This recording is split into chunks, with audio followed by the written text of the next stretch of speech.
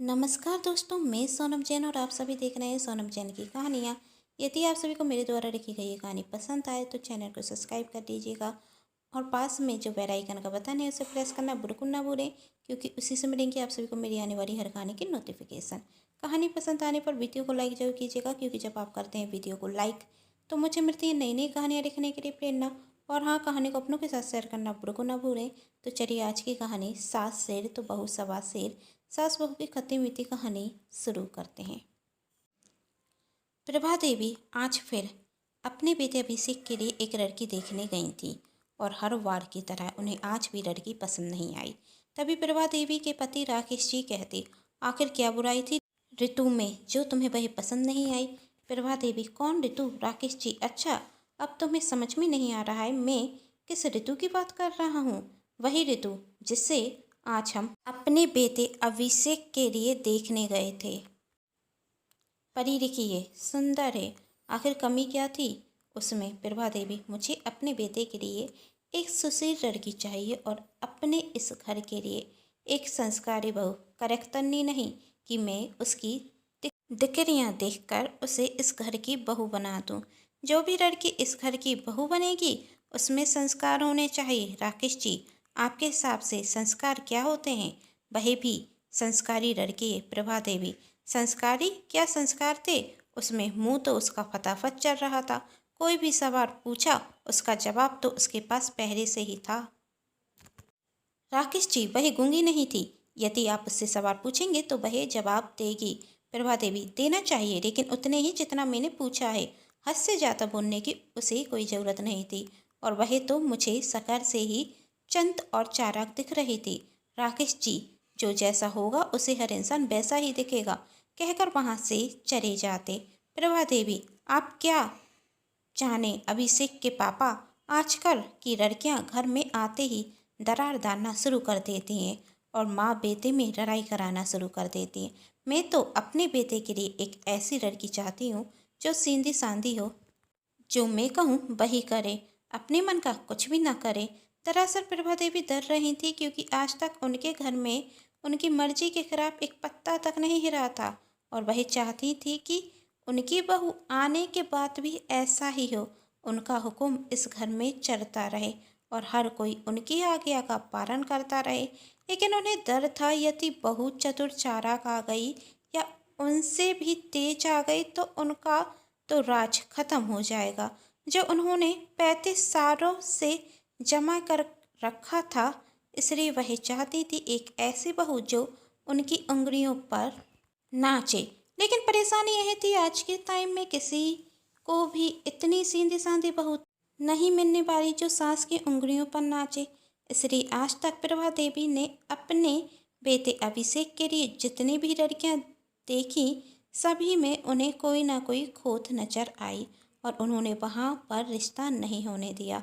1 महीने बाद फिर प्रभा देवी की बहन उनके लिए मनीषा नाम की लड़की का रिश्ता भेजती। प्रभा देवी अपने पूरे परिवार के साथ मनीषा को देखने के लिए जाने को तैयार थी, और वहां मनीषा के घर पर मनीषा की माँ मनीषा से कहती, अभी तक तू तैयार नहीं हुई, लड़के वाले आने को ही होंगे। मनीषा, माँ मैं तैयार हूँ। मनीषा की माँ, ऐसे कौन तैयार होता है? और उसकी छोटी बहन से कहती, अपनी दीदी को अच्छे से तैयार कर कर नीचे रहना। मनीषा, माँ मुझे जितना तैयार होना था मैं हो चुकी, और मुझे कोई सचने संवरने का शौक नहीं, इसलिए इति आपने मुझसे ज़्यादा तैयार होने के लिए कहा ना, तो मैं नीचे भी नहीं आने वाली। मनीषा की माँ, तुझे जो दिखाए तो तू करना, लेकिन कम से कम लड़के बारे जो पूछे उसका सही से जवाब देना। अगली बार की तरह सिर्फ हाँ और ना में जवाब देकर नहीं रह जाना। वैसे तो तेरा मुंह बहुत चलता है, लेकिन लड़के वालों के सामने ऐसी हरकतें करती है जैसे तेरे मुंह में जवान ही नहीं। तेरी इन्हीं हरकतों की वजह से आज तक तुझे किसी ने पसंद नहीं किया और तू कुमारी घर पर बैठी है। मनीषा, माँ आप गलत कह रही हैं।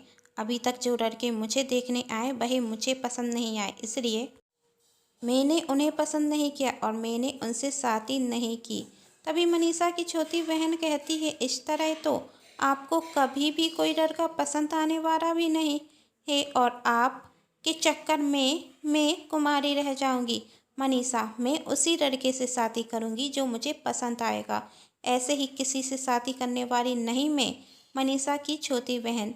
देखना माँ, दीदी आज भी कोई ऐसा नाटक करेंगी जिससे इनकी शादी ना हो। दीदी चाहती नहीं इनकी शादी हो, और मेरी भी शादी इनकी वजह से नहीं होगी। मनीषा की माँ, तू चुप कर, हमेशा अपनी शादी की बात करती रहती है, शर्म नहीं आती तुझे, कहकर चली जाती। थोड़ी देर में अभिषेक का परिवार मनीषा के घर पर आता। मनीषा एक सिंपल सी साड़ी पहने हुए थी, लेकिन दिख बहुत सुंदर रही थी। अभिषेक को तो मनीषा देखते ही साथ पसंद आ जाती, और प्रभा देवी मनीषा को देखती तो वही सोचती, यह दिख तो शांत स्वभाव की रही है, और लगता है इससे इसे पार्लर जाने और बाहर घूमने का भी शौक नहीं, इसलिए तो कितनी ज़्यादा सिंपल तैयार होकर आई है। आज तक जो लड़कियां देखी तो वह तो ऐसी रखती थी जैसे पार्लर से ही चली आ रही। कुछ सवाल जवाब कर कर देख लेती हूँ तो पता चल जाएगा यह मेरे घर की बहू बनने लायक है या नहीं। जब प्रभा देवी मनीषा से सवाल जवाब करती तो वह सिर्फ हाँ और ना में ही जवाब देती, जो प्रभा देवी चाहती भी थी। और अब तो उन्हें यकीन हो गया था कि मनीषा ही उनके घर की बहू बनने लायक है, क्योंकि उसे तो ज़्यादा बोलना भी नहीं आता।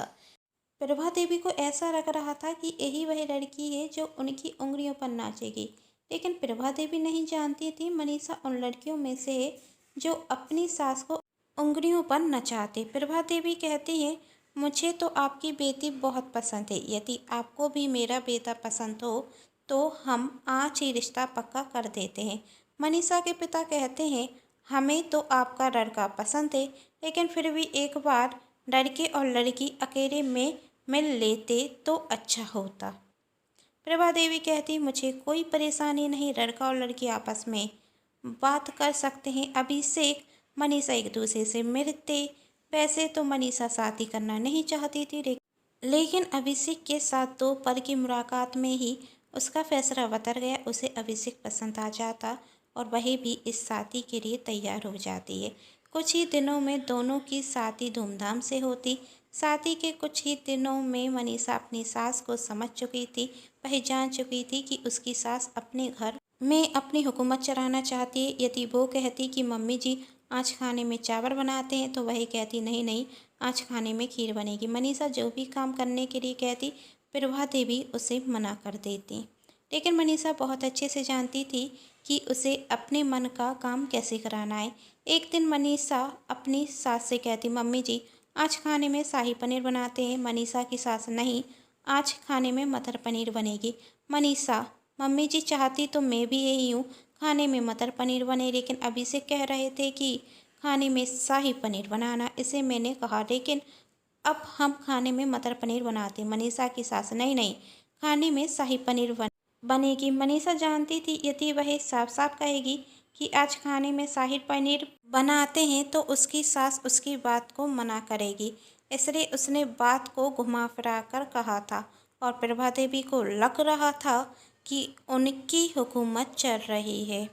एक दिन मनीषा के पास उसकी दोस्त का फ़ोन आया था कि 2 दिन बाद मेरे भाई की सगाई है और तुम्हें अपने पति के साथ आना है।